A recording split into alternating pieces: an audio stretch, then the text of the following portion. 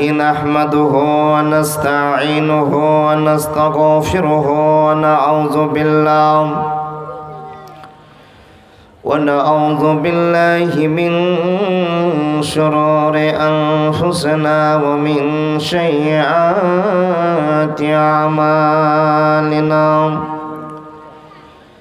من يهده الله فلا مضل له ومن يضلله فلا هادي له وأشهد أن لا إله إلا الله وحده لا شريك له وأشهد أن محمدا عبده ورسوله الذي أرسله بالحق بشيرا ونذيرا وداعيا إلى الله بإذنه وسراجا منيرا أما بعد فإن خير الحديث كتاب الله وخير الهدي هدي محمد صلى الله عليه وسلم وشر الأمور محدثاتها وكل محدثات بدعة وكل بدعة ضلالة وكل ضلالة في النار أما بعد أعوذ بالله من الشيطان الرجيم بسم الله الرحمن الرحيم قل اللهم مالك الملك تؤتي الملك من تشاء وتنزع الملك ممن تشاء وتعز من تشاء وتذل من تشاء بيدك الخير إنك على كل شيء قدير بسم الله الرحمن الرحيم إنك لتهدي من أحببت ولكن الله يهدي من يشاء وهو أعلم بالمهتدين بسم الله الرحمن الرحيم عن أبي هريرة رضي الله تعالى عنه قال قال رسول الله صلى الله عليه وسلم من صام رمضان إيمانا واحتسابا غفر له ما تقدم من ذنبه ومن قام رمضان إيمانا واحتسابا غفر له ما تقدم من ذنبه ومن قام ليلة القدر إيمانا واحتسابا غفر له ما تقدم من ذنبه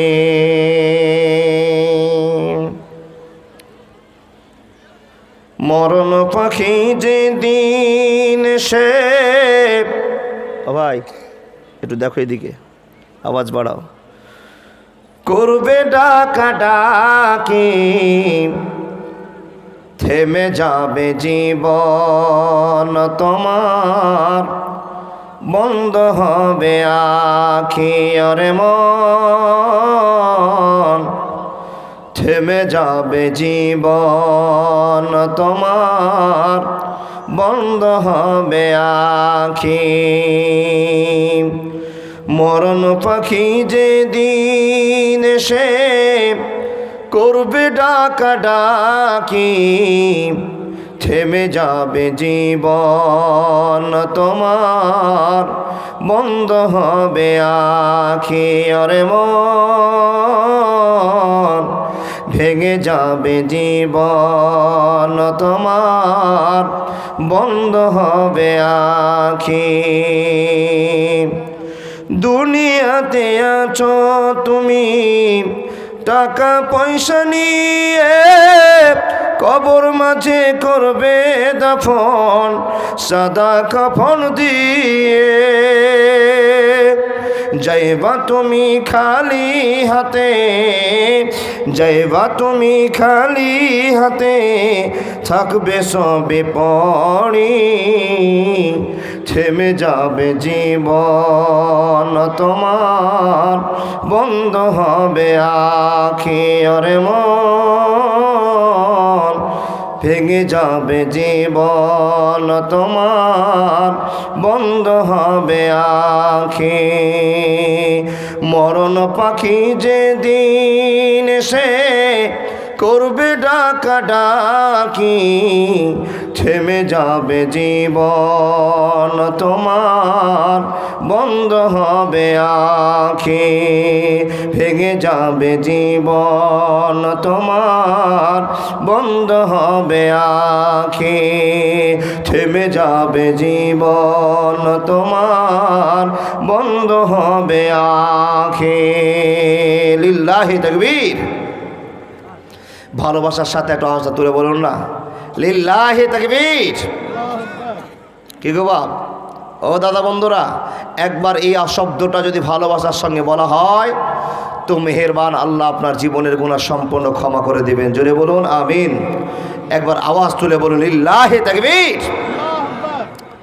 চলমান সবার যোগ্যতম নির্বাচিত সভাপতি মহাশয়, উপস্থিত সারে সারি আলেমবৃন্দ, উপস্থিত প্রবীণ নাগরিকগণ, উপস্থিত অত্র এলাকার সুপ্রিয় শ্রোতা মণ্ডলী, পর্দার আড়ালে বসে থাকা, প্রজেক্টের আড়াল দিয়ে ভালোবাসা সঞ্চয়কারী অত্র এলাকার শিক্ষিতা মা ও বোনেরা, লাখো কোটি শুকরিয়া সে আল্লাহর, যে আল্লাহ এলাকা ভিত্তিক গ্রাম ভিত্তিক জালসা করিয়ে দিয়ে আজকে বাটনা পাড়া গ্রামের উদ্যোগে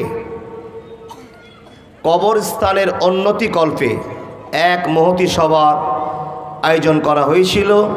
সে আয়োজিত সভাকে আল্লাহ আমাদের জীবনে বাস্তবায়িত করার সুযোগ করে দিয়েছেন। সে আল্লাহর লাখো কোটি শুকরিয়া, বলুন আলহামদুলিল্লাহ।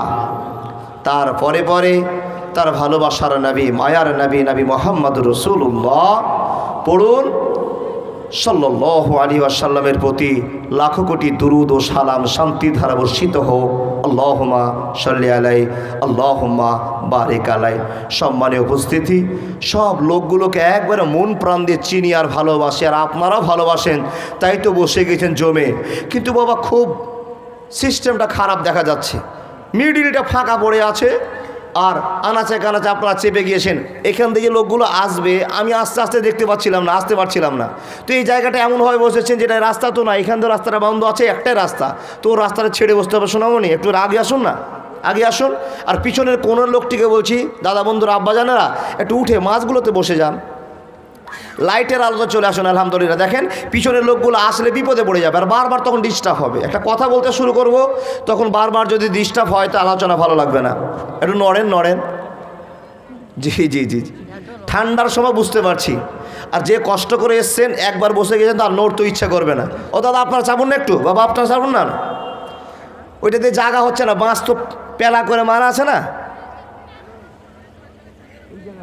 পিছনের লোকটি নাকি, হ্যাঁ ওই যে লোকগুলো আমার দাঁড়িয়ে আছে। দাদা বন্ধুরা দেখেন, একটা সমাজের শিষ্টাচার রাখুন। একটা কথা শুনুন, নবী মুহাম্মদ বলছেন, ওনার মুখ থেকে যেগুলো ভাষা বেরিয়েছে সেগুলো হাদিস। কি বলেছেন? যদি কোনো মানুষ এই জালসার বাগানে বসে তো আল্লাহ পাক রব্বুল আলামিন তার জীবনের গুনাহ মাফ করে দিবেন। কিন্তু বলেননি সেটা সাগীরা গুনাহ কি কাবিরা গুনাহ, তার জীবনের গুনাহ মাফ করে দিবেন বসলে। ও আল্লাহর বান্দা, এবার ভাবুন আপনি কি বসেছেন? আর যদি বসেন তো আল্লাহ এবং আল্লাহ রাসূলের তারিখে বসতে হবে, শিষ্টাচার মেনে। আসুন না একটু পিছন থেকে লোকগুলো। সুবহানাল্লাহ। এই জন্য তো খুব কষ্ট মনে হয়ে গেল যে লোকগুলো এত সম্মান দেয় আর সম্মান নেয়, আর সম্মান দেওয়ারও চেষ্টা করি। একটু নড়ুন না গো চাচা, একটু নড়ুন না, একটু আসুন সোনামুনি, একটু আসুন। এই মাছটা ফাঁকা রেখে দিয়েছেন, এটা মাছ জালসার ফিল মনে হলো। সুবহানাল্লাহ। ভালো কচু আলু হলে অল্প জালে সিজে না, বলবো না, সব তো এলাকার লোক, সবকে চিনি না, আলহামদুলিল্লাহ। আর ভালো ঘরে ছেলে হলেই এই দেখেন, এ বুঝে গেছে আলহামদুলিল্লাহ। মৌলভী সাহেব আগে উঠেছে, আমার মৌলভী সাহেব। হ্যাঁ, কই জামাই? জামাই গো, মৌলানা সাহেব, মুর্তজা মৌলভী সাহেব আমার জামাই নিচে বসে আছে, একটু চলে আসুন না এখানে। জি জি জি, লাইটটা খুব লাগছে চোখে, তাই না? ওটার জন্য সমস্যা আছে। জায়গা তো আছে, পৌঁছি তো। তোমার বুদ্ধি আলাদা, আমার বুদ্ধি আলাদা। পিছনের লোকগুলোকে এত আবেদন করলাম, অত ফাঁক দিয়ে দেন, ওগুলো আসবে, আপনি না আসতে পারেন। জি জি জি, আলহামদুলিল্লাহ। ও রমজানদা, বসুন জি। 6 বিঘা বুক চেঁড়ে রয়ে আছে, এত মোটা মানুষ হয়? আলহামদুলিল্লাহ, আলহামদুলিল্লাহ। দেখেন, আলেমকে সম্মান দেন, জীবনে মান বাড়বে। এই আছেন, এই থাকবেন না। বালু পড়ার তো জানাজা পড়ে আসলেন, শরীফ মিয়া 20 দিন আগে খবর, মিডিলে ওনার স্ত্রী ফোন লাগিয়ে বলছেন, ভাই কোথায় আছো? মুর্শিদাবাদে আছি, তোমার নানার জন্য দোয়া করিও। খবরটা শুনলাম, গত রাত্রে জালসা করে রায়নুন্দা থেকে ঘরে শুয়ে আছি, তরিকুল কাকা ফোন লাগিয়ে বলছেন, ভাই মারা গিয়েছে, মা কাকা একটু খবর দিয়ে দাও। অবাক হয়ে গেলাম। এই তো শুনলাম যে 20 দিন আগে টাটকালো, আর 20 দিন পরে এমন অসুবিধা হলো যে 20 দিন পরে আর বেঁচে নাই। জানাজা পড়ে আমরা ক্লিয়ার করে দিলাম। মানুষ এটা মনে রাখিয়েন যে আমাকেও সে কাটলাতে চড়তে হবে, তাই কাউকে সম্মান দিলে সম্মান পাওয়া যাবে, এই কথাটা মনে রাখতে হবে। আপনাদের বারবার আবেদন করছি, জুমে বসে গেছেন ঠান্ডার সময়, আলহামদুলিল্লাহ, ভালো কথা। শুধু মানুষ যদি মনে করে থাকে যে মরতে একদিন হবে, তাহলে এই কথাটা যদি মানুষের অন্তরে থাকে, বাকি আর মানুষকে কোনো ওয়াজ না করলেও চলবে। শুধু মনে যদি থেকে যায় মরতে হবে, আল্লাহর বান্দা, মরতে যদি হয় তাহলে সোজা মানুষ হয়ে মরুন, বেকা মানুষ হয়ে মরিয়েন না। সোজা মানুষ। সোজা মানুষ কারা? যারা সাধারণ জীবন যাপন করে। ওই মানুষগুলোকে আল্লাহ পাক রব্বুল আলামিন বারবার খবর দিয়েছেন। যাদেরকে খবর দিয়েছেন তাদের নাম মুসলমান। সত্যিকার আপনাদের সামনে আলোচনা শুরু করলাম। এখানে যতগুলো চোখে আমি দেখতে পাচ্ছি সবই তো মুসলমান বসে আছেন, আল্লাহর বান্দা। তবে আপনাদেরকে হাত উঠিয়ে বলতে বলবো, আমরা যারা বসে আছি অরিজিনাল মুসলমান তো আমরা? বলুন তো দেখি, অরিজিনাল মুসলমান নাকি? হাত উঠান না, জান্নাতি হাত বলে আল্লাহ যেন কবুল করে নেন। অরিজিনাল মুসলমান তো? আলহামদুলিল্লাহ, আল্লাহ যেন এই হাতগুলোকে জান্নাতি হাত বলে কবুল করে নেন। হে রব, আমাদের কিছুই নেই, শুধু তোমার ভালোবাসার ছায়া পাওয়ার জন্য, আশা পাওয়ার জন্য এতগুলো মানুষ, এত ঠান্ডা, এত হাওয়া, তারপরে সাইকেল চালিয়ে, মোটর সাইকেল চালিয়ে শুধু আল্লাহ তোমার কথা আর তোমার নবী মুহাম্মদুর রাসূলুল্লাহ পড়ুন সাল্লাল্লাহু আলাইহি ওয়াসাল্লামের কথা শুনবার জন্য কোন কোন গ্রাম থেকে আরামকে ছেড়ে দিয়ে টনটনে মাটিতে বসে বসে জালসা শুনছি। মাবুদ, তুমি আমাদের আমলে ফিটিং করে আমাদের জীবনটাকে সহিষ্ণুত জীবন করার তৌফিক দান করে দাও। বলুন আল্লাহুম্মা আমিন। সবাই বলুন একবার, হাসবুনাল্লাহ ওয়া নি'মাল ওয়াকিল। আবার বলুন, হাসবুনাল্লাহ ওয়া নি'মাল ওয়াকিল। সঙ্গে বলুন, লা ইলাহা ইল্লা আনতা সুবহানাকা ইন্নী কুনতু মিনাজ জালিমিন। সব জায়গাতে কথা বলতে ভালো লেগেছেও, কিন্তু আপনাদের আজকে মনের গতিটা খুব ভালো ঠেকছে না। আল্লাহর বান্দা, আমি যদি কোনো কথা জিজ্ঞেস করি উত্তর দিবেন তো ইনশাআল্লাহ? দিবেন। যারা দেওয়ার তারাই দিবেন, একটু বুঝে উত্তর দিবেন।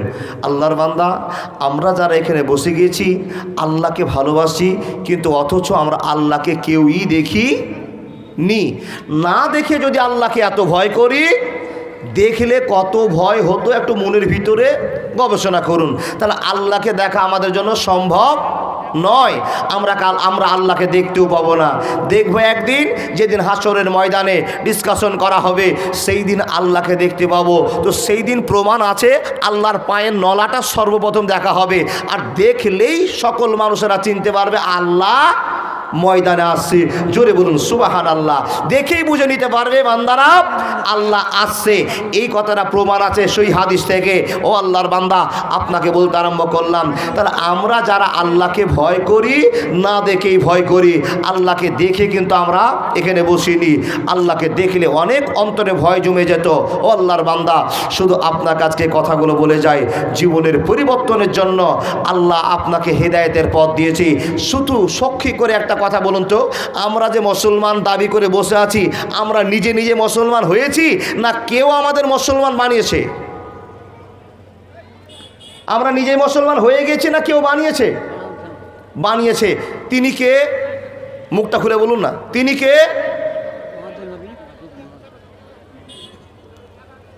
সুবহানাল্লাহ।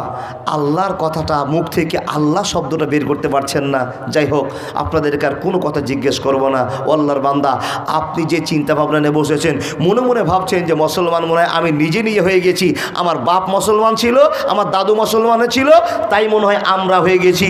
না, আপনার বাবা দাদু তার দাদু মুসলমান ছিল, তাই আপনি মুসলমান হননি। আল্লাহ আপনাদেরকে দয়া করেছেন, তাই আপনি মুসলমান হতে পেরেছেন। আপনি চট করে বলবেন, ও মাওলানা, মুসলমান হয়ে আমাদের কি লাভ হয়েছে? তো রব্বুল আলামিন বলছেন, তোমাদেরকে মুসলমান বানিয়ে আমি আল্লাহ তোমাদের সম্মান বাড়িয়ে দিয়েছি।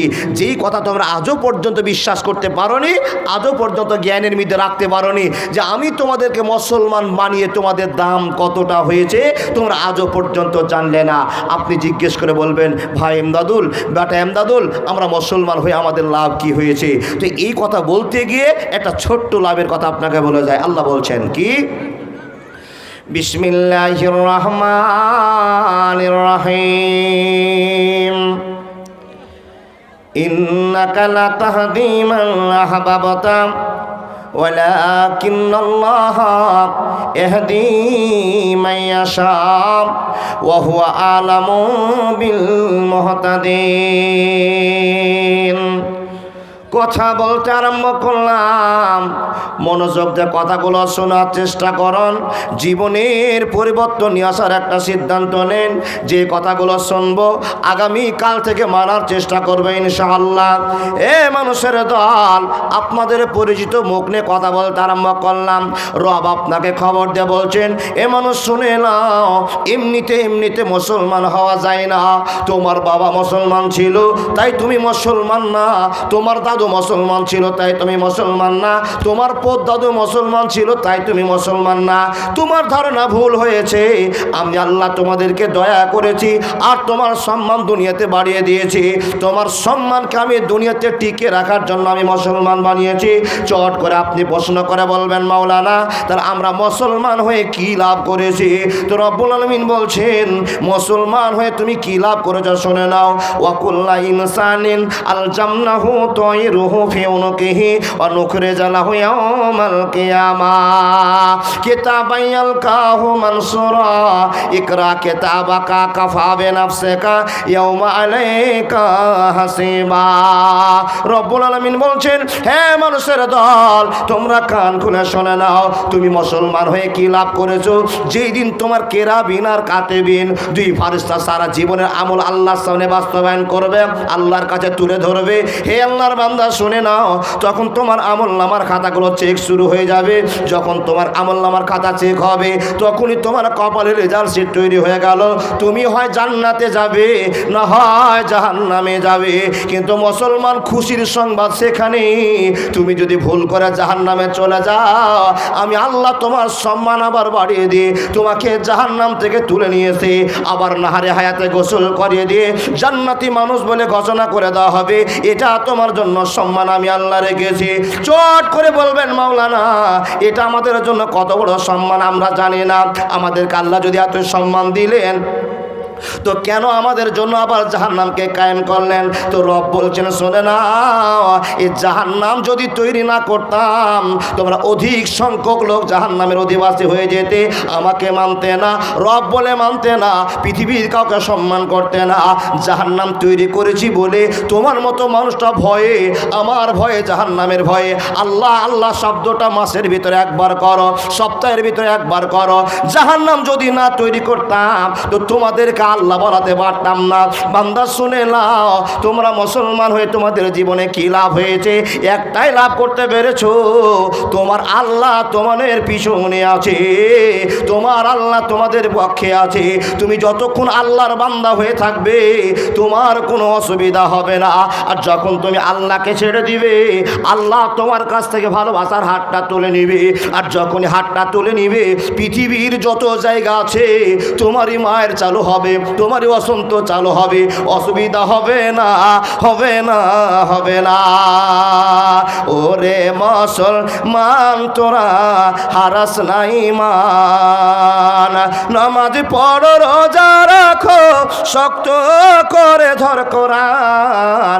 ওরে মুসলমান তোরা হারাস না ঈমান, ওরে মুসলমান তোরা হারাস না ঈমান।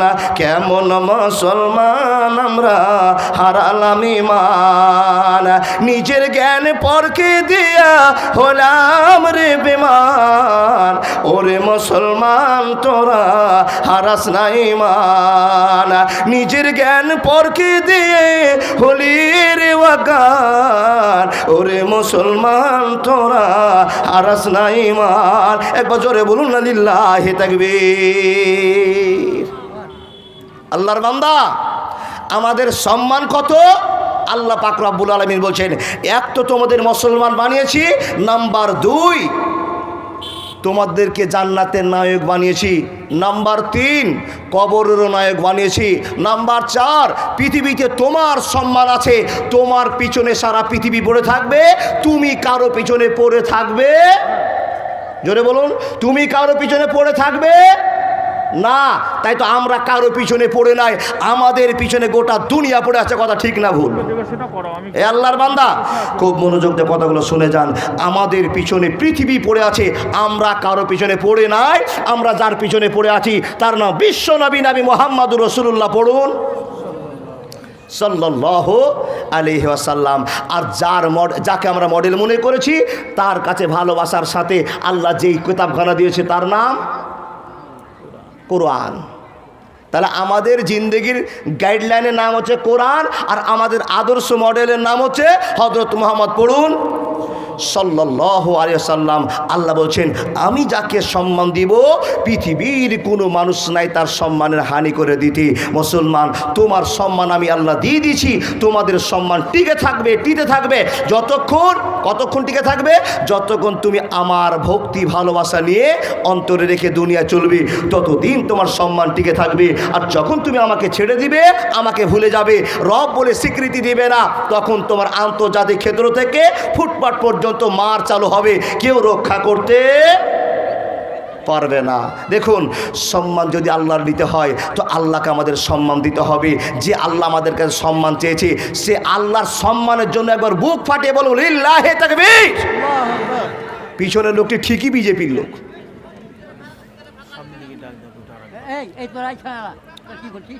দেখেন, ওই জায়গাতে হুড়াহুড়ি চলছে, আর এই জাতিকে আর কি ওয়াজ শোনাবো বলেন দেখি? এদিকেও যেতে পারছে না লোক, ওদিকেও যেতে পারছে না। আল্লাহর বান্দা, এত সম্মান আপনি সব ধুলোতে মিটিয়ে দিবেন? কেউ কেউ রাগ করে উঠে চলে গেল, থাকো তো, তুমি থাকো, তোমার থাকো। জি জি জি জি, এত বড় সাইকুল হাদিস, খালি লোকটা মরুক, সেই দিন টের পাবেন, হাড়ে হাড়ে টের পাবেন। যে লোকটা বলছে পা ধরে মনে হয় নিয়ে আসি, তাও আমাদের গায়ে একটু আঁচ লাগে না আল্লাহর বান্দা? আর আপনি বলছেন আমি শ্রেষ্ঠ মানুষ, আল্লাহ আপনাকে শ্রেষ্ঠ বানিয়েছে তাই আপনি শ্রেষ্ঠ। এখনও নড়ছেন না, ডান বাম অনেক ফাঁকা আছে, ওই সাইড দিয়ে চলে আসুন তো, যারা দাঁড়িয়ে আছেন পিছনে এই সাইড দিয়ে চলে আসবেন। আলহামদুলিল্লাহ, জায়গাটা ফুল হয়ে যাবে। দোকানে যারা আছে ওরা ইনশাআল্লাহ একবার না একবার টুকি মারতেও আসবে, আর না হলে কমপক্ষে টাকা দিতে আসবে, এটা আমার বিশ্বাস আছে। এখন জিলাপি খাবে, কিন্তু টাকা দেওয়ার সময় ইনশাআল্লাহ আসবে। বলে এন্দাদুলের অস্ত অনেক শুনেছি, কিন্তু টাকা দিতে যাব হাতে। অনেক আল্লাহর বান্দা আছে, এটাই প্রমাণ। আল্লাহর বান্দা, মুসলমান কোনো জায়গাতে পকেটকে চিপে ধরে বসে থাকতে পারে না, ছুটে আসবে আল্লাহর টানে, আল্লাহর ভালোবাসায়, নবীর মাদ্রাসার জন্য, মসজিদের জন্য, এতিমখানার জন্য, বিধবার জন্য ছুটে আসবে, কবরস্থানের জন্য। দেখুন, এই কবরস্থান সবার জীবনে একবার আসবেই, এটা মনে রাখতে হবে। সম্মান আল্লাহ দিয়েছে, সম্মানকে টিকিয়ে রাখার চেষ্টা করুন, বাজারে বিক্রি হয়ে যায় না। ও আল্লাহর বান্দা, মা বোনদের একটা আল্লাহ সম্মান দিয়েছে, কিন্তু মেয়েরা আজকে বাজারে বিক্রি হয়ে যাচ্ছে কি করে? মোবাইলে মাত্র 2 টাকার জন্য একটা সুন্দরী মেয়ে বাজারে বিক্রি হয়ে গিয়েছে।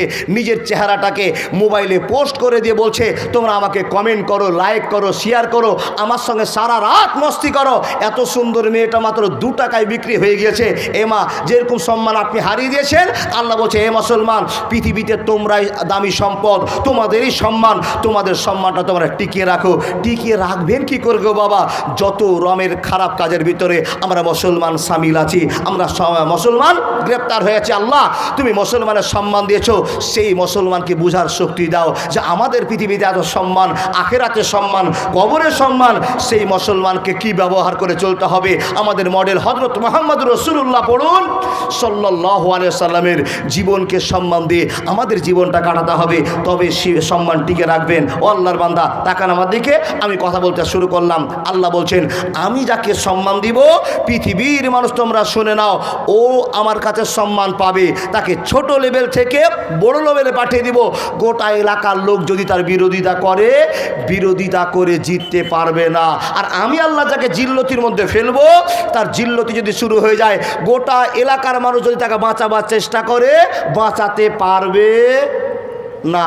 প্রমাণ সাপেক্ষে কথা বলতে গিয়ে আজকে একটা নতুন ওয়াজ করব, মনে হয় এলাকায় কোনোদিন করেছি। আল্লাহর বান্দা, আল্লাহ বলছেন, সম্মানের মালিক আমি আল্লাহ, যাকে রাজত্ব দিই, সম্মান দিই, এমনভাবে দিই, বিস্তার করে দিই, সে যদি ধরে রাখতে পারে ধরে রাখবে, আর যদি সে ধরে রাখতে না পারে, তার সম্মান তার কাছ থেকে চলে যাবে।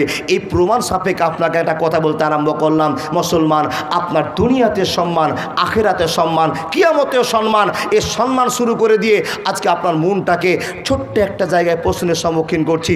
সম্মান আল্লাহ দিয়েছেন কাকে? বিশ্ব নবী নবী মুহাম্মদুর রাসূলুল্লাহ, উচ্চকণ্ঠে বলুন, সাল্লাল্লাহু আলাইহি ওয়াসাল্লামকে কতটা সম্মান দিয়েছেন?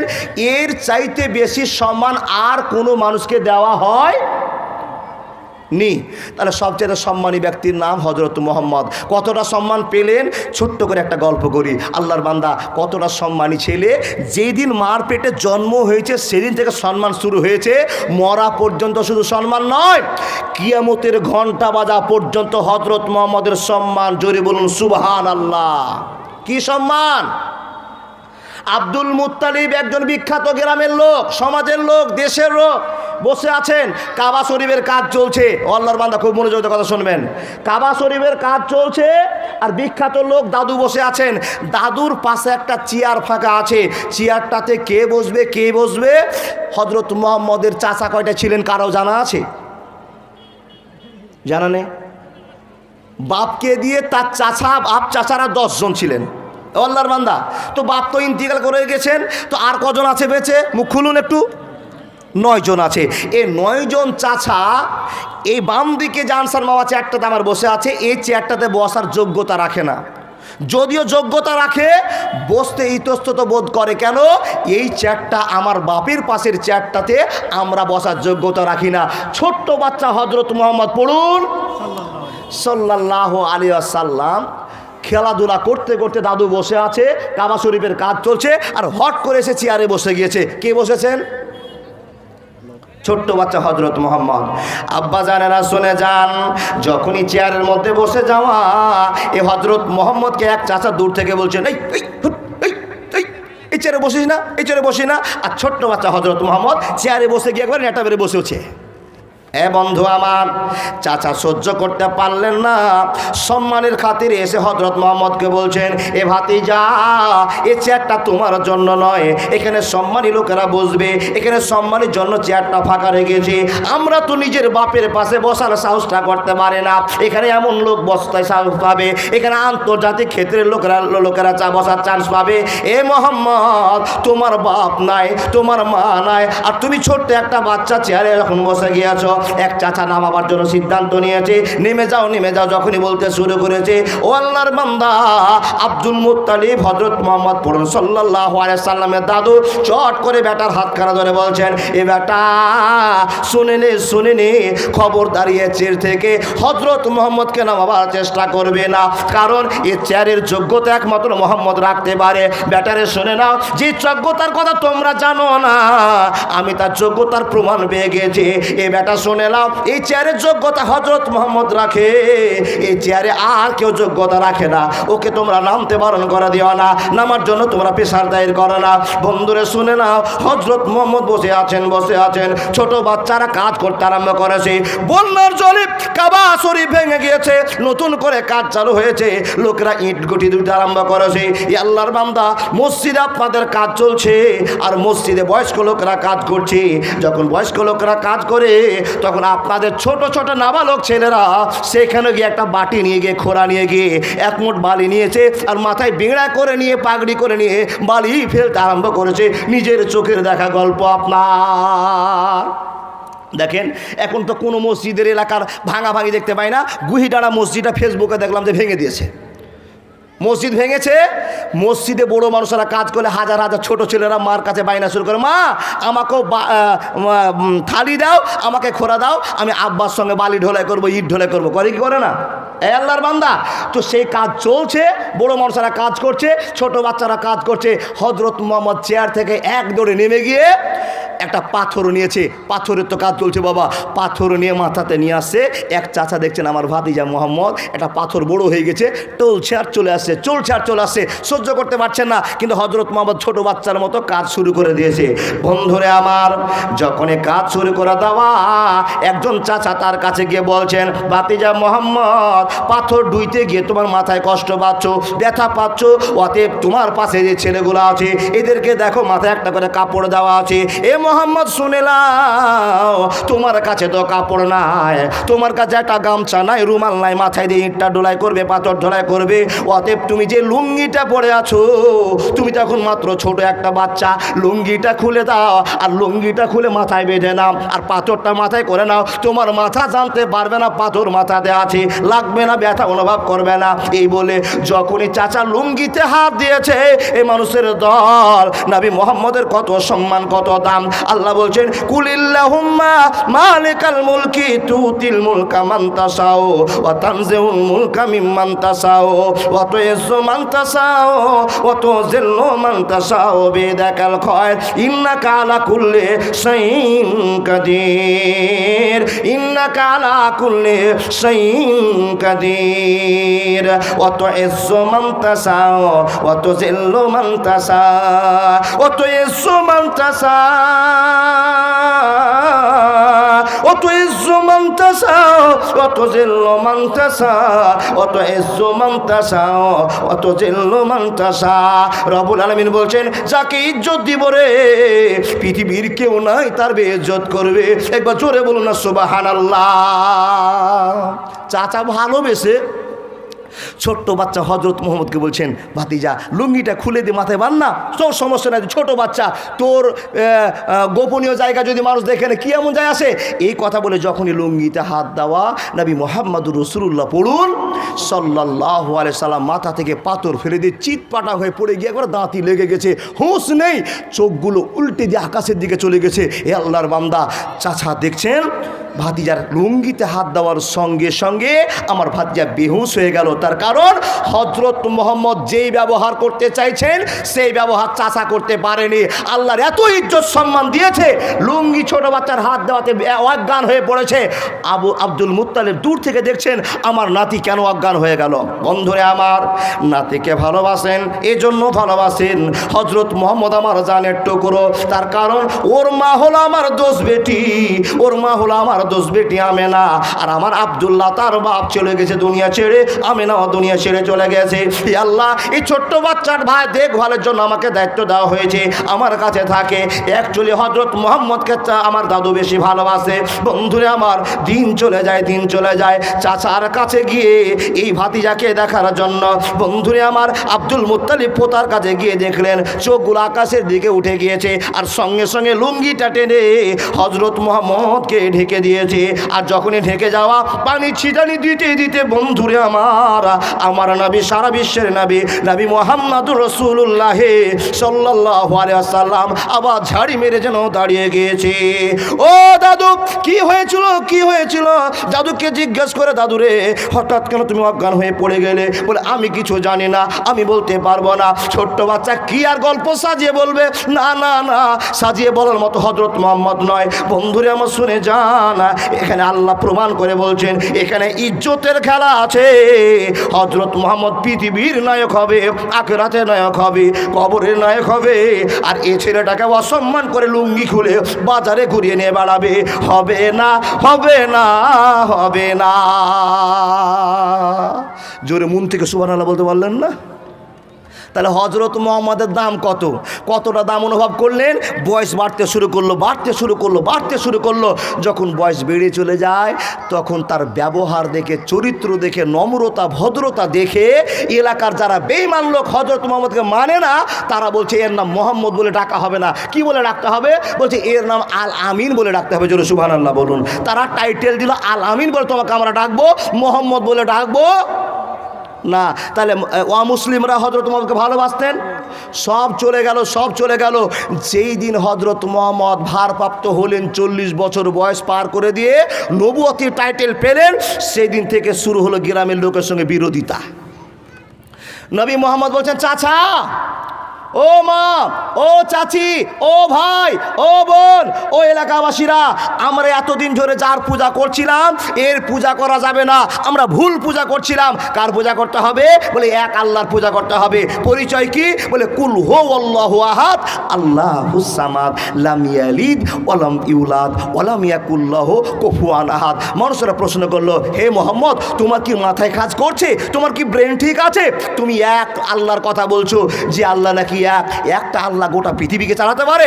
হযরত মুহাম্মদ বলছে যে আল্লাহকে আমি তোমাদেরকে চিনাচ্ছি সে আল্লাহ গোটা পৃথিবীকে পরিচালনা করে, তার নামই আল্লাহ, তার নামই আল্লাহ। তোমরা এই পূজা পার্বণ ছেড়ে দাও, অন্য মানুষকে ডাকা ছেড়ে দাও, যার কাছে স্রষ্টা, যাকে স্রষ্টা মনে করেছো তাকে ডেকে জীবনের পরিণাম খুলে নাও। এই ডাক বন্ধ করে দিতে হবে। শুরু হলো প্রচারের সঙ্গে সঙ্গে নবীর বিরোধিতা। এমন বিরোধিতা হলো নবীকে মেরে রক্তাক্ত করে 2 কোণ দাঁত ভেঙে উহুদের প্রান্তরে ফেলে রেখে দিল।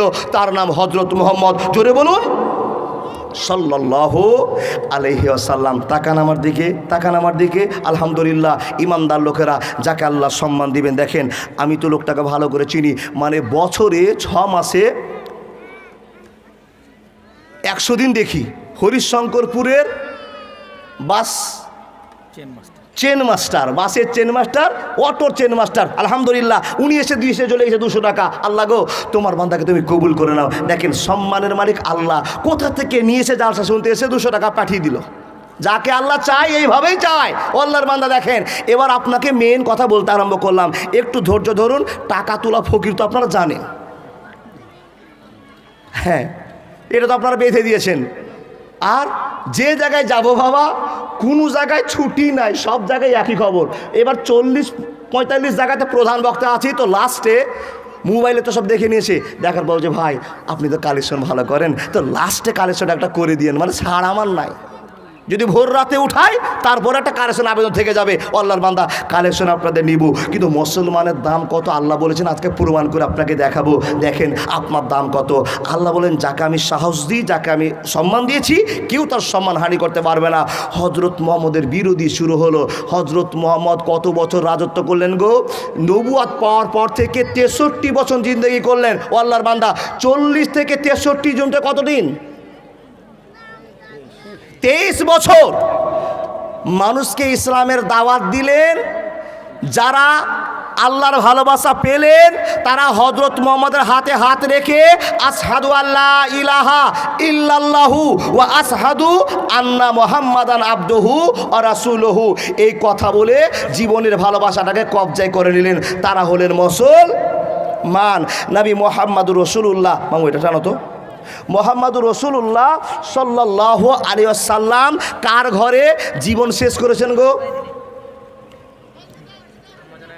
আম্মাজান আয়েশার ঘরে। আচ্ছা, আল্লাহ নবীর কোন জায়গায় কবর দেওয়া আছে জানেন গো বাবা? মা আয়েশার ঘরে। আর জায়গাটা মক্কা না মদিনা?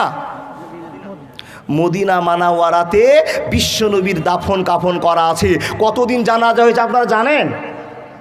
দরকার নাই, আপনি জানবেনও না, আপনাকে আবার মরাবাককে জাগিয়ে দেওয়া দরকার মনে করি না। মুসলমান যদি হতেন নবীজির জানাজা হয়েছে কিনা, কয়বার হয়েছে, কার ঘরে মাটি আছে, মুসলমানকে ওর সঙ্গে প্রশ্ন করে ঝরঝর করে উত্তর দেওয়া জরুরি ছিল। কিন্তু আপনি ভাবনা চিন্তা পড়ে যাচ্ছেন, জীবন তো আপনি শেষ করছেন টাকা পয়সা ধন সম্পদের জন্য, নবী মোহাম্মদের সঙ্গে তো আমার জীবন চলছে না। আল্লাহর বান্দা শুনে যান, নবী আমার ইন্তিকাল করলেন, মাটি দেওয়া হলো কার ঘরে? মা আয়েশার ঘরে। ছোট্ট মেয়েটা আয়েশার কোল থেকে নবীর জীবন শেষ হয়ে চলে গেল, নবী ইন্তিকাল করলেন, সেখানেই মাটি দেওয়া হলো, থেকে গেল। বেশ কিছুদিন পর একটা ঘটনা ঘটছে, যে ঘটনা আপনার সামনে ক্লিয়ার করে বলবো। এই জন্য বলবো যে আল্লাহ যাকে বাঁচাবেন তাকে সর্ব বিষয় থেকে বাঁচাবেন, এর নাম আল্লাহ। এই পরিচয়টা আপনাকে দেওয়ার জন্য দেখেন, নবীজি মরে গেছেন।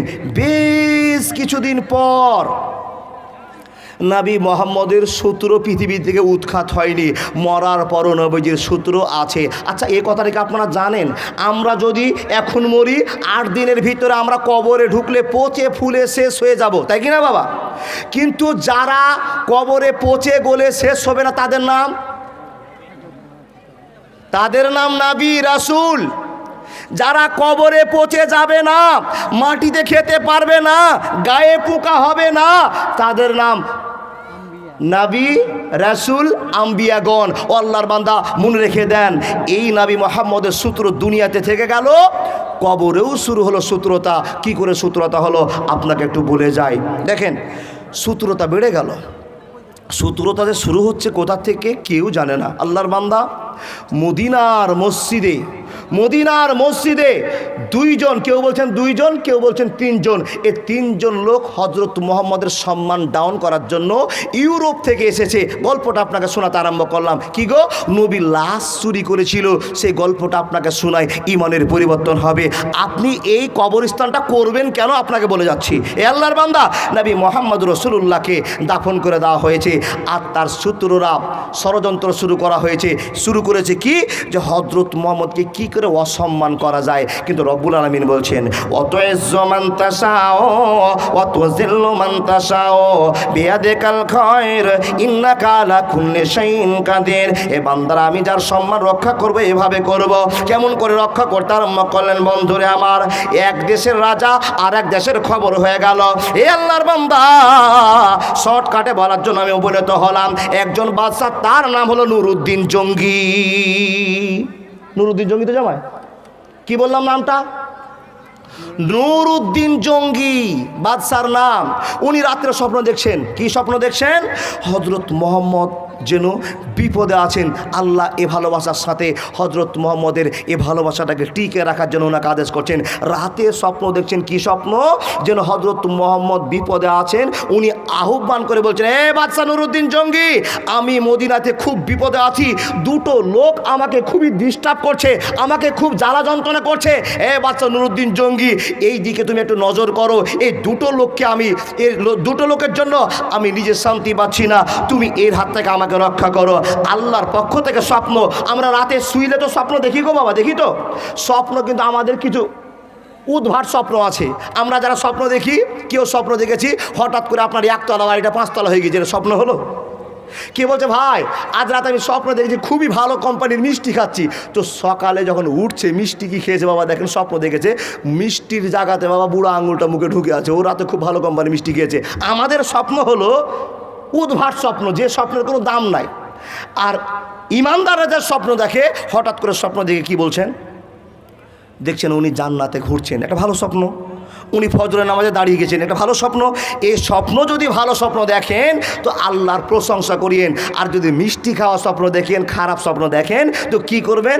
ঘুম ভেঙে গেলে বাম দিকে 3বার থু থু থু বলে 3বার থুক ফেলে দিলেন, ঝামেলা মিটে গেল। আল্লাহর বান্দা, আপনাকে বলে গেলাম, আল্লাহর কাছে পানা চাইবেন, এ আল্লাহ, ইবলিস শয়তানের কবল থেকে তুমি আমাকে বাঁচাও। ইবলিস শয়তান আমাকে বিভ্রান্ত শুরু করেছে। কিন্তু বাদশাহ স্বপ্নটা দেখছেন, একদিন দেখলেন, বুঝতে পারছেন না যে আমাকে কিসের এই স্বপ্নটা দেখাচ্ছে, কী জন্য স্বপ্ন দেখাচ্ছে। হযরত মুহাম্মদ মদিনাতে বিপদে পড়ে আছে, আমি কি করে জানবো আর কিভাবে বসবো? ও বাবজান, খুব শর্ট টাইমে আপনাকে রিলটা কেটে আমি বলতে শুরু করলাম। 2 দিন বাদ 3 দিন বাদ একই স্বপ্ন দেখছেন। 3 দিন বাদ মন্ত্রীকে ডেকে বলছেন, ও মন্ত্রী, আমাকে যেন কেউ ইলহাম করে বলছে, আমাকে জানিয়ে বলছে, আমি স্বপ্ন জগতে দেখতে পাচ্ছি হযরত মুহাম্মদ আমার কাছে আবেদন করছে, বাদশা নুরউদ্দিন জঙ্গি, 2 জন লোক আমাকে মদিনায় খুব জ্বালা যন্ত্রণা দিচ্ছে, তুমি তার ব্যবস্থা করো। কিন্তু আমি এক রাতে আজকে স্বপ্ন দেখলাম, দ্বিতীয় রাতে স্বপ্ন দেখলাম, কোনো কুল কিনারা ফেললাম না, তৃতীয় রাতে দেখলাম আমাকে 2 জন লোকের মুখমণ্ডলকে আমার সামনে প্রমাণ করা হলো। আমার মনে আছে আমি দেখতে পাচ্ছি এই 2টো লোক নবী মুহাম্মদের ছায়াকে নিয়ে অসম্মান করছে। আমি সেই 2টো লোকের মুখমণ্ডলকে স্বপ্নের মাধ্যমে দেখেছি। জোরে বলুন সুবহানাল্লাহ। মন্ত্রীকে বলছে, মন্ত্রী, আমি সেই স্বপ্ন দেখেছি, কিন্তু লোকগুলোকে আমি দেখলে চিনে নিতে পারবো। এই 2টো লোক নবী মুহাম্মদের সঙ্গে রহস্য ঠাট্টা বিদ্রুপ, তাকে অসম্মান করার চেষ্টা করেছে। তুমি আমাকে বুদ্ধি দাও, আমি কি করব। কোথায়? বলে মদিনার মাটিতে। বাদশাকে মন্ত্রী পরামর্শ দিয়ে বলছেন, হুজুর, ওই মদিনাতে যতগুলো লোক আছে সব লোকগুলোকে নিমন্ত্রণ দিয়ে ডাকতে হবে, জাফত খাওয়ার জন্য ডাকতে হবে, আর একটা করে লোককে খাওয়াবো আর এক গেট দিয়ে বের করে দিব। আর দেখবো আপনি মনে করে বসে থাকবেন যে সেই লোকগুলো যাকে আপনি স্বপ্নে দেখেছেন সেই লোকগুলো আপনার সামনে দিয়ে যাচ্ছে কি না দেখে নেবেন, আপনি চিনে নেবেন। এটাই বুদ্ধি আছে, তাছাড়ার বুদ্ধি নাই। বন্ধু আমার, শুরু হলো খেলা। বাদশা নুরউদ্দিন জঙ্গি মদিনাতে অনেক টাকা পয়সা খরচ করার সিদ্ধান্ত নিলেন, জাফত করে দিলেন, আগামী সোমবার তোমাদেরকে এখানে আসতে হবে, যতগুলো লোক আছো সবাইকে আমার নিমন্ত্রণে হাজির হতে হবে। এমন কোনো লোক যেন ফাঁকি না মেরে দেয়, কেউ যেন অপস্থিতি না থাকতে পারে, সকলকে আসতে হবে।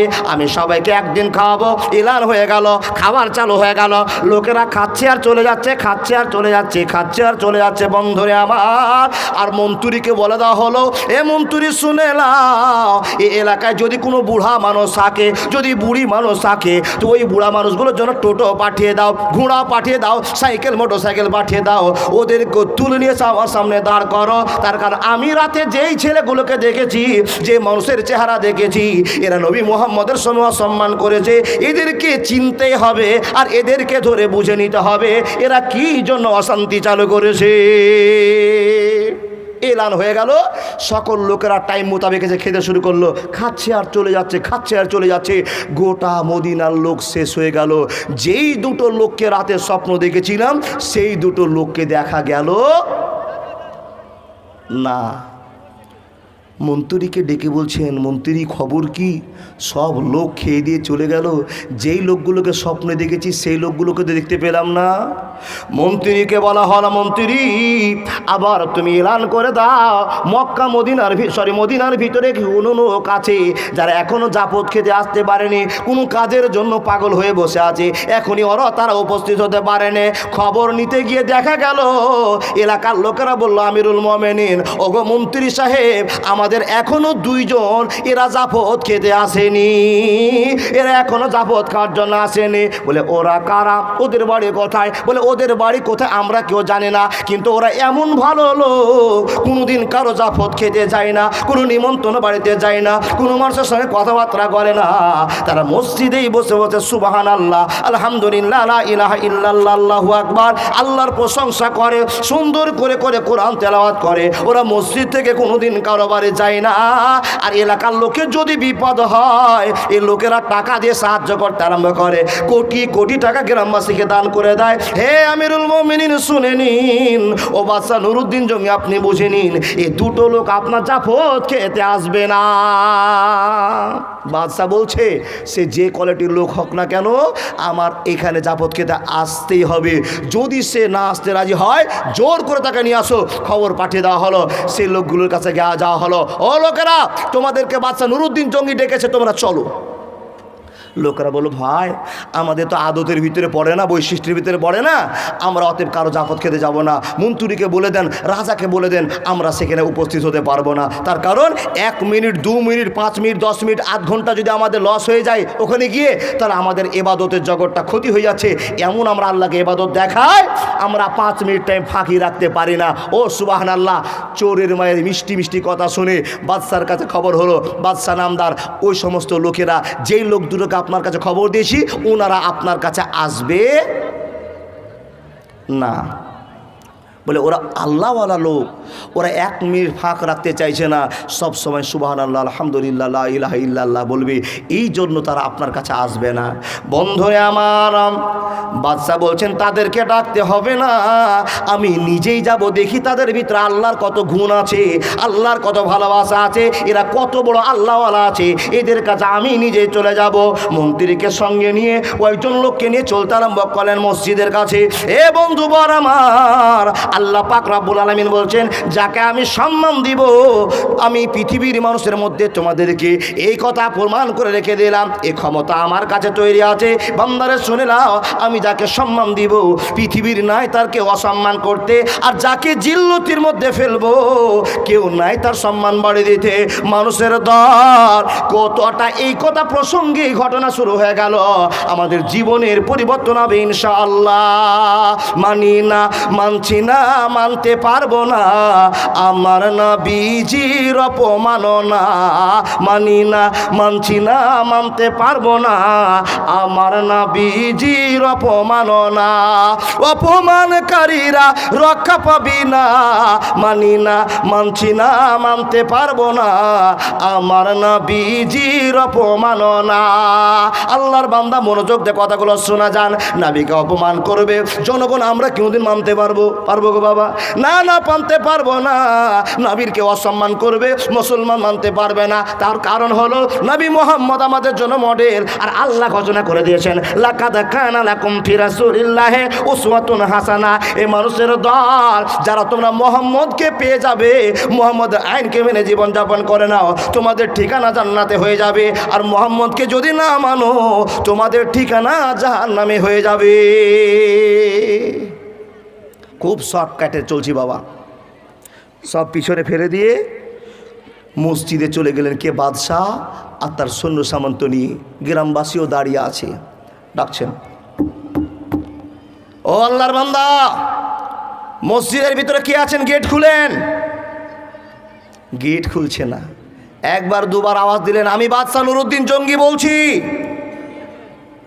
ইনভাইট করেছিলাম তোমাদেরকে, তুমি আসতে পারোনি, তোমরা একটু বেরিয়ে আমার সঙ্গে কথা বলো। গেট খুলছে না। বাদশাহ শক্ত হয়ে বলছেন, আওয়াজ গম্ভীর করে বলছেন, ও আল্লাহর বান্দারা, তোমরা যদি এবার গেট খুলে আমার সঙ্গে দেখা না করো তো আমি আমার রাজ্য ব্যবস্থা নিতে বাধ্য হব, আমি গেট ভাঙতে বাধ্য হব, নাহলে তোমরা বেরিয়ে এসে আমার সঙ্গে দেখা করো। নিরুপায় হয়ে এক মুরব্বী এসে গেট কাটা খোলা। গেট কাটা যখনই খোলা, বন্ধুরে আমার, যাকে আমি রাত্রে স্বপ্ন দেখেছি আর যার জন্য কোটি কোটি টাকা খরচ করেছি, যেই লোকগুলোকে ধরার জন্য এত রকম কৌশল করেছি, ওরা কেউ নয়। যাকে ধরার জন্য কৌশল করেছি সে আমার নিমন্ত্রণ খেতে আসেনি। এটাই লোক, এটাই লোক, এটাই লোক, চলো ঘরে। বাদশাহ দেখে আল্লাহর কাছে হাজার শুকরিয়া আদায় করে বলছেন, আল্লাহ তুমি নিশ্চয়ই সেই লোকের সঙ্গে আমাকে দেখা করিয়েছো যেই লোক হজরত মুহাম্মদের সঙ্গে বেয়াদবি করে, এর পরিচয় আমি বের করে ফেলেছি। এক পা দুপা করে ঘুরতে ঘুরতে গিয়ে আরেকজন মুরব্বী শুরু করেছে কোরআন পড়তে। একজন গেট খুলতে গিয়েছে আর একজন শুরু করেছে বিসমিল্লাহির রহমানির রহিম, হাল আতাকা হাদিসুল গাসিয়া উজুহু ইয়াউমাইজিন খাশিয়া আমিনাতুন নাসিমাতুন তাসলা নারান হামিয়া তুসকা মিন আইনিন আনিয়া লাইসা লাহুম তুআমুন ইল্লা মিন জরি। ঝুঁকে ঝুঁকে কোরআন পড়তে আছে। বাদশা পিছন দিক থেকে থেকে বলছেন, ও আল্লাহর বান্দা, এক মিনিটের জন্য কোরআন পড়া বন্ধ করে দাও, আমার দিকে একবার ঘুরে বসো। যখনই ঘুরে বসা, তখনই মাথায় হাত দিয়ে বাদশা অজ্ঞান হয়ে মাটিতে পড়ে গিয়েছে। হে রব্বুল আলামিন, একজনকে গেটেই চিনতে পারলাম, আর মুরব্বীদের ভিতরে একজন মুরব্বী কোরআন নিয়ে পাগল হয়ে আছে। আল্লাহ, মুখ দেখে চিনতে পেরেছি, এটাই লোক, সেই লোক যাকে আমি রাত্রে স্বপ্নে দেখেছি। তোমাদের বাড়ি কোথায়? আমাদের বাড়ি ঘর নেই। কি করো? বলে সারা জীবন এইভাবে কাটিয়ে দিচ্ছে আল্লাহর ভয়ে। আল্লাহ একজন মালিক, আমাদের রব। আল্লাহ আমাদেরকে এত সুন্দর করে মানুষ করিয়েছে, তার হক আদায় করতে গিয়ে আমরা বিয়ে শাদী কিচ্ছু করিনি। আমরা নিজের জীবন কাটাচ্ছি, সাধারণ সন্ন্যাসী জীবন কাটাচ্ছি। আমরা আল্লাহর ভয়ে দিন কাটাই। আমাদের বাড়িঘর কিছু নাই হুজুর। হ্যাঁ, তোমাদের বাড়িঘর কিছু নেই? বলে কতদিন থেকে এখানে আছো? বলে 3, 4, 5 বছর থেকে আছি। বলে তোমাদের কাজ কি? বলে আমাদের একটাই কাজ, মসজিদে বসে বসে সুবহানাল্লাহ, আলহামদুলিল্লাহ, লা ইলাহা ইল্লাল্লাহ, আল্লাহর ইবাদতে পাগল হয়ে থাকে। থাকা আমাদের আর কোনো কাজ নয়। পেট চলে কি করে? বলে যা 2 পয়সা ইনকাম করি সেই ইনকামের পর থেকে আমাদের বাড়ি থেকে ভেঙে নিয়ে এসেছি, সেইগুলো বেচা কিনা করে আমাদের জীবন চলে যায়, আমাদের এই ব্যাপারে কোনো অসুবিধা নেই। বেশ ভালো কথা। বাদশা জ্ঞান ফিরিয়ে ওনাদের সঙ্গে কথা বলে বলছেন, বাবা তাহলে তোমরা এখানে এই কথাবার্তা করো আর নামাজ রোজা হজ জাকাত করো, এখানে বসে থাকো, তো ঠিক আছে। তো তোমাদেরকে যে আমি ইনভাইট করলাম, তোমাদেরকে ইনভাইটের জন্য ডেকেছিলাম, কেন যাওনি? বলে আমরা এগুলো ইনভাইট খাই না, এরকম নিমন্ত্রণ বাড়িতে যাই না। সব কিছু শেষ করার পর বাদশা বলছেন, তোমাদের ঘরটাকে আমি একটু তল্লাশি করতে হবে। কে বললেন? একটু মুখ থেকে বলুন। শুনছেন যে বাদশা বলছে এই কথাটা, আপনার কাছে মুখ থেকে শুনবো যে আপনারা চাহিদার সঙ্গে আমার কথাটা শুনছেন, এই জন্য বলছি বাবা। আচ্ছা বলুন তো কে বললেন কথাটা? হ্যাঁ, এই কথাটা শুনবো যে বাদশা এই কথাটা বলুন, এই কথাটা শোনার জন্য মনটাতে আবেগ জমবে। ঠিক, কে বলেছে? বাদশা বলেছে। কি বলল? তোমাদের একটু বাইরে যেতে হবে, আমি ঘরটা তল্লাশি করব। বন্ধু, এদের কাছে তল্লাশি করার কথা যখনই বলা, গ্রামবাসীর লোকেরা একবারে বাদশার কাছে এসে বলছেন, বাদশাহ আপনি কি খবর বলছেন, আর আপনি কেমন বিয়াদবি কথা বলছেন? এই লোকগুলো এত আল্লাহওয়ালা লোক, মুখে এত বড় বড় দাড়ি আর মাথায় সুন্দর টুপি, আর তারা সবসময় সুবহানাল্লাহ আলহামদুলিল্লাহ বলছে, আর আপনি এদেরকে সন্দেহ করে তদন্ত করবেন? খবরদারি করিয়েন না। এই লোকেরা যদি দোয়া করে দেয় আল্লাহর কাছে, তো আপনি ধূলিসাৎ হয়ে যাবেন। জোরে বলুন নাউজুবিল্লাহ। দেখেন, আল্লাহ কিন্তু দাড়ি টুপি দেখে না, আল্লাহ দেখে কি? তাকওয়া। আল্লাহ দাড়ি টুপি দেখে না, আল্লাহ বাইরে সুবহানাল্লাহ আলহামদুলিল্লাহ দেখে না। কপালে ঘরটা ফেলে দিয়েছেন, দেখার দরকার নেই ভিতরটা কি বলে। আল্লাহর বান্দা, একজন লোক গ্রামে মুরব্বী খুব মানুষ, কি করেছেন না, বাইরে বের হচ্ছেন তো পায়ের ভিতরে তুলা বেঁধেছে, তুলা। তো গ্রামবাসীরা বলছে ভাই তুমি তুলা বেঁধে কেন হাঁটো? বলে আমার পায়ের নিচে পিঁপড়া পড়ে মরে যাবে, যার জন্য আমার সন্দেহ হয়, এর জন্য আমি তুলা বেঁধে হাঁটছি, যেন আমার পায়ের তলে পিঁপড়া পড়ে না মরে। কত ইমানদার রে বেটা, ইমানদার। সে গবেষণা শুরু হলো, বাবা যে লোকটা এত ভালো হয় সেই লোকটা তো মানুষের ক্ষতি করতে পারে না। যখন রাত গভীর হয়ে যায়, সম্পূর্ণ তুলা খুলে দিয়ে মানুষের গহিলঘর ঢুঁড়ে বেড়ায় যে কোন জায়গাতে ভালো বোল্টার বাঁধা আছে। ইমানদার চিনলেন? ইমানদার চিনলেন? ও আল্লাহর বান্দা, দিনে আপনার খুব মুসল্লিগিরি আর রাতের আধারে বেঈমানগিরি আমাদের যুগও চলছে। জি জি জি, তাকওয়া হাহুনা, তাকওয়া হাহুনা, মাশাআল্লাহ। শিক্ষক এই জন্য বসে আছেন। দেখেন, তাকওয়াটা পরেশগারিটা আপনাকে প্রমাণ করবে যে আপনি নিশ্চয় ভালো মানুষ। বাদশা বলছেন, তোমরা একটু সাইডে দাঁড়াও, আমি তদন্ত করব। যখনই এই কথা বলা, গ্রামবাসীরা ঝাঁপিয়ে উঠে বলছেন, আমিরুল মোমিনিন ও বাদশা নুরুদ্দিন জঙ্গি, আপনি এক দেশ থেকে এক দেশে এসে আপনি এরকম মুসল্লিদের উপরে অত্যাচার করতে পারেন না, অথবা আপনি এই আদব কায়দা বন্ধ করে দিন, আপনার আদব কায়দা ভালো লাগছে না। গ্রামবাসীদেরকে বলল, ভাই আমি যা জানি তোমরা তা জানো না। যাদেরকে মুসাল্লি মনে করছো, তাকওয়াবান মনে করছো, আল্লাহর বান্দা মনে করছো, তারা আল্লাহর বান্দা নয়, এক্ষুনি প্রমাণ করে দিব। লোকেরা হই হাল্লা শুরু করলো, বাদশা আপনি মিথ্যা কথা বলছেন। বাদশা বলল, আমি যদি মিথ্যা কথা বলি তোমরা বাইরে দাঁড়িয়ে থাকো, তোমরা আমাকে যা সাজা দিবে আমি মেনে নিব, আর যদি এরা অভিযুক্ত হয় তাহলে তোমরা যা সাজা মনে করবে আমি ব্যবস্থা করব। ঠিক আছে, তদন্ত শুরু হলো। বন্ধুরে আমার, বাদশা বললেন, ও আল্লাহর বান্দা, এখানে বসে বসে তোমরা কি ইবাদত করো? বলে হ্যাঁ হ্যাঁ হ্যাঁ, আমরা এখানে বসে বসে আল্লাহর ইবাদত করি। বলে যে জায়গাটাতে ইবাদত করো ওখানে মুসাল্লা বিছা আছে, যাই নামাজ বিছা আছে, যাই নামাজটা তুলে দেওয়া হলো। যাই নামাজ তুলতে দেখা গেল বন্ধুরে আমার, সেখানে সুন্দর করে একটা চাটাই বিছানো আছে। কি বিছানো আছে? চাটাই।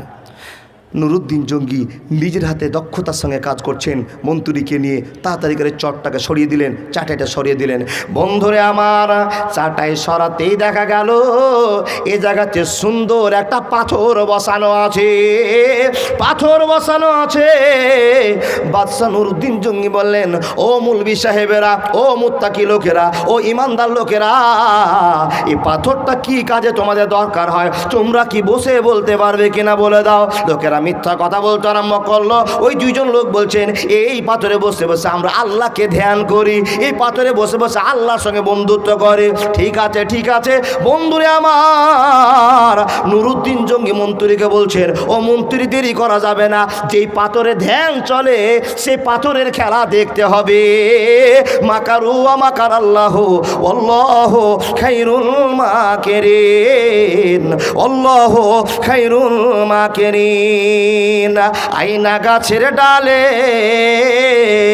কোকিলা বৈশারে কুহু কুহু শব্দ শোনায় আমারে, কুহু কুহু শব্দ শোনায় আমারে।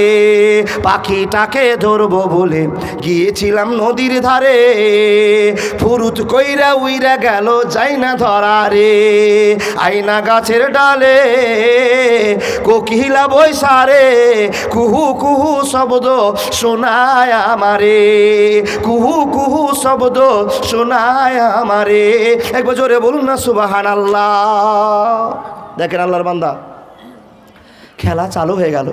যখনই বলেছেন মন্ত্রী এই পাথরটাকে একটু সরাবার চেষ্টা করো, যখনই পাথরের কথা বলা বাদশার সামনে দুইজন লোক দাঁড়িয়ে বলছেন খবরদার এ আদেশ করবেন না, এই পাথরে হাত দেওয়া সাধারণ মানুষের কোনো ব্যাপার নয়। এই পাথরে বসে বসে আমরা ধ্যান করি, এই পাথরে সবাইকে আমরা হাত দিতে দিই না। বাধা হয়ে দাঁড়িয়ে গেল। মন্ত্রী বললেন মালিক কি করতে হবে বলে দিন। বাদশা বলছেন কানটা ধরে দূরে সরিয়ে দিয়ে জোর প্রভু কাজ চালু করে দাও, পাথরটাকে সরিয়ে দাও। তাদেরকে ধাক্কা মেরে সরিয়ে দেওয়া হলো। পাথরটা জমে নড়াচড়া করেছে। বন্ধুরে আমার, পাথরটা তুলতে দেখা গেল একটা বিশাল সুরঙ্গ পথ, একটা গোটা খাল বেরিয়ে গিয়েছে। বাদশা আল্লাহর কাছে প্রশংসা করে বলছে আল্লাহ নিশ্চয় এই খালের ভিতরে কোনো ভালোবাসার কথা পাওয়া যাবে, যেই ভালোবাসার ঝাটকাতে নবী মুহাম্মদুর রাসূলুল্লাহ সাল্লাল্লাহু আলাইহি ওয়াসাল্লাম আমাকে অভিনয় করে দেখায়নি, আমাকে অস্বপ্নের চোখে দেখিয়ে দিয়েছে কোন লোক এদেরকে বিরক্ত করছে। পাথর উঠাতেই একবার বড় একটা গঙ্গল দেখা গেল, খাল দেখা গেল।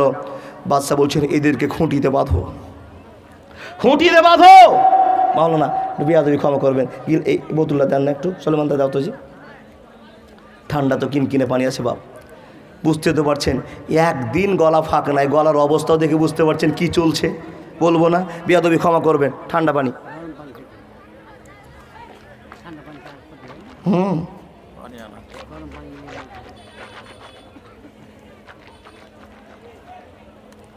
মুখে তো আল্লাহ আখা রেখেছে না, আখা মুখে এদিক ওদিক করে গরম করে ঢুকিয়ে দিলাম। ডাইরেক্ট যদি পানিটা গিলে নিতাম তাহলে একবার চট করে লাগবে। আল্লাহর বান্দা লজ্জা তো সবসময় একটা আছে। একটা বোতল নিয়ে বসছি এখানে, তো গরম পানিটা খাবো। কোনো কোনো মানুষ বলছে দেখছিস কত যে দামি বক্তা হয়েছে যে সবার সামনে পানি খাচ্ছে। কথাগুলো যেগুলো অদ্ভুত কথা, এই কথাটা শুনবো না তার জন্য নিজেকে এত সেফটিতে রাখে আল্লাহর বান্দা। দেখেন তারপরও মানুষ খারাপ মনে নিতেই পারে, তো তার ব্যাপার, শত্রু তো থাকবেই। খারাপ ব্যবহার দেখতেই পাইনি তবু খারাপ ভাববে, আপনার ব্যবহার ভাবতে পারেন। আমার কাজে আমি চলবো, আপনার কাজে আপনি চলবেন, জীবনে এইভাবে পার হয়ে যাবে। জি মোবাইলে যদি কমেন্ট দেখেন, জালসা করে আসছি কেউ কেঁদে ভরছে, কেউ ভালোবাসার সাথে কি করবে খুঁজে পাচ্ছে না, আর কেউ কমেন্ট লিখে বলছে সালা তুমি ওয়াজই জানো না, তুমি ওয়াক্তা হয়ে গেছো। এই কমেন্ট যদি পড়ি তো বাবা আরও শুকিয়ে বুড়া হয়ে যাব। কমেন্ট যা হচ্ছে হোক, মানুষের পিছনে মানুষের লেগে থাকায় কাজ আছে। ছেড়ে দেন, আমার গল্প বলার জন্য আপনারা শুনতে আসেননি, আমি আখিরাতের গল্প শোনাতে এসেছি। ও আল্লাহর বান্দা মনোযোগ দেন। বাদশা বলছেন আমি নিজেই ঢুকবো এ গর্তে, মন্ত্রী তুমিও চলো আমার সঙ্গে। বন্ধুরে আমার চললো ঢোকার জন্য পথ, বেঁধে দেওয়া আছে দুই বাঁদরকে, বেঁধে টার করে রাখা আছে। খবর শুরু হয়ে গেল। গ্রামবাসীকে বলল গ্রামবাসী তোমরা যাকে মুরব্বী মনে করছিলে, ইমানদার মনে করছিলে, নিজের চোখে তোমরা দেখো যে খবর তোমাদের কিছুই জানা ছিল না। চাটাই কেন হলো, পাথর কেন হলো, গঙ্গল কেন হলো, তোমরা তো কিছুই জানো না। তোমরা তো স্বার্থের লোভী মানুষ, তোমাদেরকে 5 টাকা দিয়ে কিনে নিয়েছে, তোমাদের ইমান কমে গিয়েছে। এ মদিনার মুসলমান, এ লোকেরা তোমাদেরকে একদিন মিষ্টি খাইয়েছে, একদিন চা খাইয়েছে, একদিন ভালো কথা বলেছে, তোমাদের জন্য গরু কেটে জবাই করে খাইয়ে দিয়েছে। তার জন্য তোমরা মুসাল্লি মনে করে নিয়েছো। অরিজিনাল মুসাল্লি গরু খাওয়াবে না, অরিজিনাল মুসাল্লি চা খাওয়াবে না, অরিজিনাল মুসাল্লি আল্লাহর ভয় করে দুনিয়ায় চলবে। হে মানুষের দল শুনে নাও, নিজের চোখে দেখে নাও এরা নবী মুহাম্মদের সঙ্গে কি বেদাবি করেছে, আমিও সেটা জানি না। লোকেরা তো একজন আরেকজনকে বলছে ভাই কি খবর গো, যে মুরব্বীদেরকে এত সম্মান করছিলাম, সে মুরব্বীর ভিতরে এত ফাটল, মুরব্বীর ভিতরে এত অন্যায় কাজ আছে, আমরা তো জানছিলাম এই গর্তটা হলো কেন। বাদশা ঢুকতে শুরু করলেন। বন্ধুরে আমার ঢুকেই যান চলে যান। যেতে যেতে দেখা হলো বন্ধুরে আমার, যেই দিকে নবী মুহাম্মদুর রাসূলুল্লাহ সাল্লাল্লাহু আলাইহি ওয়াসাল্লামকে কবর দেওয়া আছে, যেই ঘরে কবর দেওয়া আছে সেই ঘর পর্যন্ত এই বেঈমানদের গর্ত করা হয়ে গিয়েছে। ইতিহাসের পাতায় লেখা বন্ধু, আর 1 থেকে 2 হাত মাটি কাটলে নবী মুহাম্মদুর রাসূলুল্লাহর কবর পর্যন্ত গিয়ে নবী মুহাম্মদকে কবর থেকে বের করে নিয়ে ওই সুরঙ্গ পথ দিয়ে মসজিদের মাটি ভেদ করে নবীর লাশকে রাতের আধারে চুরি করে নিয়ে ইউরোপ পালিয়ে যেত। কেন পালাতো? গল্প শুনেন। যেতে যেতে যেতে যেতে দেখছেন এই কবরের কাছে, কার কবরের কাছে? বিশ্বনবী নবী মুহাম্মদুর রাসূলুল্লাহ পড়ুন সাল্লাল্লাহু আলাইহি ওয়াসাল্লামের কবরের কাছে। বন্ধুরে আমার, আইডিয়া করে বোঝা গেল, কলম মেরে বোঝা গেল, গর্ত মেরে প্রমাণ করা হলো। আর মাত্র 1 থেকে 1.5 হাত গেলে নবী মুহাম্মদের লাশকে ছুঁয়ে নিতে পারতো। আর নবীদের লাশ তো পচে না, নবীদের লাশকে নিয়ে চলে যেত। এখান থেকে বেরিয়ে আসার পর তদন্ত শুরু করে বলল, ও লোকেরা বলো তোমাদের বাড়ি কোথায়, তোমাদের পরিচয় কি? আর গোপনীয়তা রাখিও না, আর গোপন কথা রাখিও না। যদি তোমরা মিথ্যা কথা বলো তো বাদশা জানে কেমন করে সত্য কথা বের করতে। বাদশার কাছে বুদ্ধি আছে, আর বাঁচার কোনো উপায় হবে না। বলে দাও তোমাদের কি সিদ্ধান্ত আছে মনের। যখনই প্রেশার ক্রিয়েট করা বন্ধুরে আমার বলতে শুরু করেছি, আমরা এখানকার লোক নয়, আমরা সাধারণ লোক নয়, আমরা হলো খ্রিস্টান লোক, ইহুদি লোক। কি জন্য এসেছো বলো? তো আমরা মদিনায় এসেছি, 5 বছর থেকে ডেরা গেড়েছি, লোকের কাছে বিশ্বস্ত হয়েছি। কি জন্য এসেছো বলো? বলে নবীর লাশ চুরি করে নিয়ে চলে যাব। কেন লাশ চুরি করবে বলো?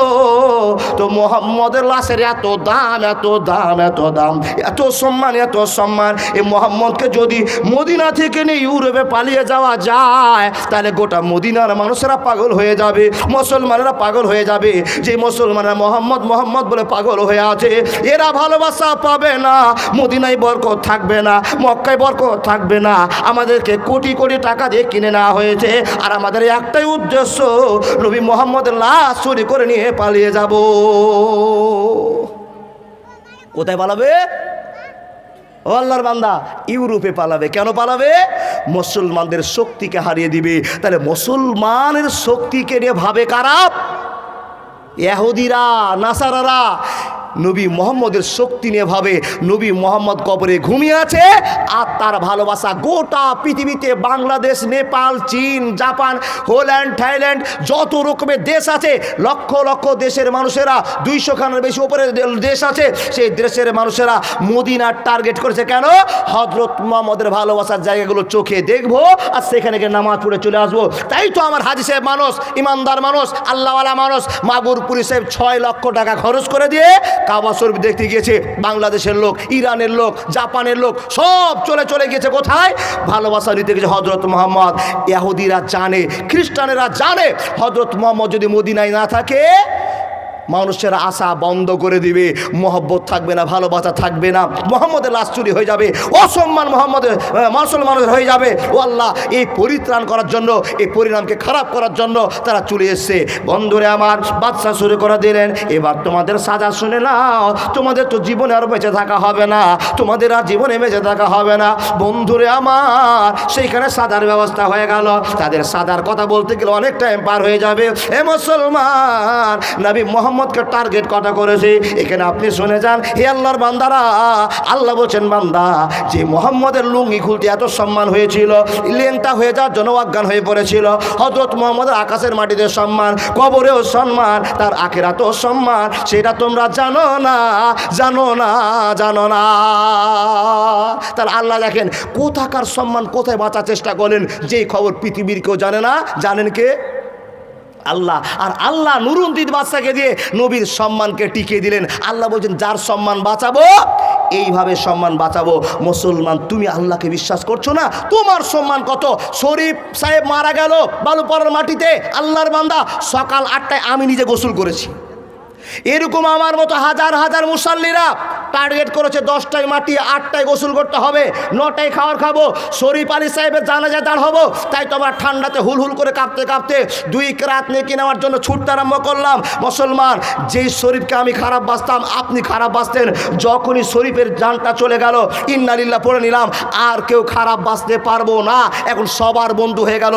যেই লোকটা শরীফের সঙ্গে কথা বলছিল না সেই লোকটা আল্লাহকে বলছে, আল্লাহ আল্লাহ মাগফির লাহু ওয়া সাব্বিতহু। আচ্ছা বলুন তো, মুসলমানের দাম বাড়লো না কমলো? বেঁচে আছেন এক দাম, আর মরে গেলে আরও আপনার দাম। কতটা দাম? যেই কবরস্থানের জন্য জালসা শুরু করেছে, দেখেন যে জায়গাটা দাফন করলাম, মাটি দিলাম, ওখানে ওনার আব্বার কবর আছে, ওনার ভাই আলফাজুদ্দিন মাওলানা সাহেবের কবর আছেন, আর তার তৃতীয় জায়গাতে শরীফউদ্দিন সাহেবের কবর হয়ে গেল। দেখেন, সেটা কোনো কবরস্থান নয়। আর কবরস্থান যদি হয় তো তাদের পার্সোনাল কবরস্থান। আপনাকে একটা কথা বোঝাতে হবে, এ পশ্চিমবাংলার মুসলমান, এ আমাদের ডুবা অঞ্চলের মুসলমান, শুনেন, একটা কবরস্থানের দাম কত, কতটা ভালোবাসার জায়গা আপনাকে বলে যাচ্ছি, শুনে রাখুন। এইখানে যারা মরে গিয়েছে সেই ইমানদার হতে পারে, বেঈমানদার হতে পারে, আপনার কবরকে রাখা হয়েছে, কবর আপনাকে শুয়ে দেওয়া হয়েছে। গ্রামের ইমানদারও লোক মারা গিয়েছে, বেঈমানও লোক মারা গিয়েছে, পাশাপাশি কবর দিতে 300 জনের কবর হয়ে গেছে। ওখানে ভালো মানুষ আছে আর খারাপ মানুষ আছে, শুয়ে আছে। কিন্তু একটা খবর নিয়ে নেন, হাজার হাজার মুসাল্লিরা যখন কবরস্থানে যাবে আর আল্লাহর কাছে দোয়া করবে, একজন মাইয়াত হয়েছে তার জন্য জানাজার নামাজ পড়বে, আর জানাজার নামাজ পড়ার সঙ্গে সঙ্গে কবরস্থানে যখন মাটি দিয়ে যাবে তখন দেখবে, এটা কার কবর ছিল জি? বলে এটা আব্দুল হান্নান সাহেবের। ওটা কার কবর ছিল জি? ওটা আব্দুল বারিকের। ওটা কার জি? বলে উমুকের। এই করে করে সব আমাদের ভাই দাদা চাচা কাকাদের কবর আছে। তখন সেই লোকগুলো বলবে, আল্লাহ আল্লাহুম্মা মাগফির লাহু ওয়া সাব্বিতহু। আজকে যে লোকটাকে মাটি দিতে এসেছি আল্লাহ, সেই লোকটাকে তো মাটি দিচ্ছি, তারপরে তোমার কাছে আমার আবেদন, আল্লাহ যে সমস্ত মুসাল্লিরা ঘুমিয়ে আছে আল্লাহ সকলকেই তুমি ক্ষমা করে দাও। জোরে বলুন আল্লাহুম্মা আমিন। তাহলে কবরস্থানের কত দাম, কবরস্থানের কত ভালোবাসা। একটা কবরকে রাখতে গিয়ে, একটা মানুষকে রাখতে গিয়ে, একটাকে মাটি দিতে গিয়ে আরো 1000 জনের আপনি দোয়া পেয়ে গেলেন। তাহলে আপনার কপাল কত ভালো হলো। আল্লাহ পাকের নবী মুহাম্মদুর রাসূলুল্লাহ পড়ুন সাল্লাল্লাহু আলাইহি সাল্লাম বলছেন, এক মুসলমান আরেক মুসলমানের জন্য দোয়া করে তো আল্লাহ তার গ্রহণযোগ্যতা করে নেয়। এক বন্ধু আরেকজনের জন্য দোয়া করে তাহলে তার জীবনটা ধন্য হয়ে যায়। মাশাআল্লাহ, জাযাকাল্লাহ, মাশাআল্লাহ, জাযাকাল্লাহ। তাই তো বলি ইমানদারেরা, এই মাটিতে ভালোবাসার কথা আপনাকে বলতে পারবো না, শেষ করতে পারবো না। ডুবা অঞ্চলে কত আল্লাহর প্রেমিক আছে দেখতেই পাবেন এক্ষুনি। এই কবরস্থানকে বলে মনে করুন একজনের কবর আছে, সেই কবরের কাছে গিয়ে 1000 জন দোয়া পেয়ে যায়। আপনি তো মরে পড়ে আছেন, আমাদের মতো যারা জীবিত মানুষ আছে আল্লাহর কাছে দোয়া করি, বলি কবরস্থানকে দেখে, আল্লাহ তুমি এই বান্দাদেরকে কবুল করে নাও।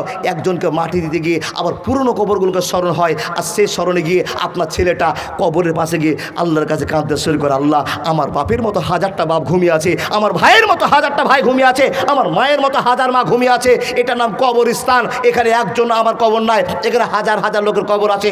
মাবুদ সকলের কবর আজাব তুমি বন্ধ করে দাও। একটা বেটা দোয়া শুনে আল্লাহ আপনার কবর আজাব বন্ধ করে দিবে। এর নাম কবরস্থান। আমরা যে কবরগুলো দিই, ও আল্লাহর বান্দা আমার বাপকে এখানে পুঁতে দিলাম, 3 মাস পর কবর কোনো খবর নাই, আমরা সেই জায়গাতে চাষবাস শুরু করে দিলাম। কিন্তু কবরস্থানে চাষবাস হবে না, সম্মানের সাথে আপনাকে টিকে রাখা হবে। একটাই কথা শুনে নেন, হাজার হাজার মুলবি মাওলানা কারি হাফেজ গ্রামবাসীরা গিয়ে আপনার কবরস্থানে দোয়া করবে। নিজের বাপের জন্য দোয়া করতে গিয়ে আপনার জন্য একবার মনে পড়বে আর দোয়াটা করবে। সেই কবরস্থানকে টিকে রাখার জন্য আমার চাচা ফজলুর রহমান সাহেব 5 কিলো সরষা আর 100 টাকা আমার হাতে প্রথম দান দিয়েছে সুখদেবপুর থেকে। আল্লাহর বান্দা, আমি চেয়েছি এই কবরস্থানের জন্য সকলেরই জরুরি, আর কবরস্থানে সকলকেই যেতে হবে, এক নিজের জায়গাতে হোক আর কিনা জায়গাতে হোক। সেই জায়গার জন্য কোনো আল্লাহর বান্দা আছেন, আমি 20,000 টাকা আবেদন করছি, 20,000 টাকা আবেদন করছি। কার কাছে? যারা আল্লাহর বীর বাহাদুর, যারা কবরকে বলে স্মরণ করে, তারা ছুটে এসে 20,000 টাকা দিবেন। আমি 3 জন লোকের কাছে 20,000 টাকা করে নিব, আর আমি